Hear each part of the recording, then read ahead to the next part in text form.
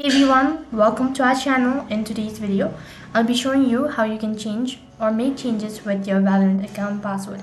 In order to make changes with your Valorant account passwords, there are different methods of changing your password. So then to begin with, open up your web browser and then on the web address bar type in playvalorant.com. Don't worry about the link, I'll make sure to leave the link on my description box below. And so click on play now, which is located right on top. Now click on sign in. After that, it's going to direct you to the sign in or login field.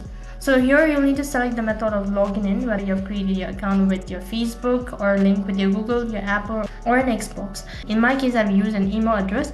So for that, you need to type in username and then a password.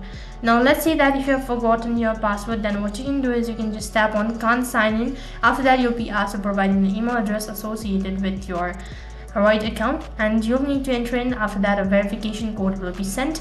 You'll be asked whether you want to continue sign in or whether you want to update the password. So you need to select the method as update your password, and then you can just log in into your account. Apart from that, if you are able to log in into your account, then click on the login button or log in into your account once you're directed to the home page.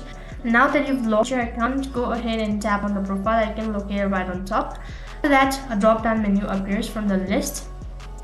As you can see that I'm already logged in. Now click on my account in the upper right, go to settings, and this is going to directly take you to the settings page. So then for the confirmation, you might be asked to provide a verification code that will be sent to your registered email address. Open up your Gmail and then check for the verification code. Here right over here I have the code. Now you'll need to copy this code and then paste it right over here. After that, click on the arrow icon located right at the bottom.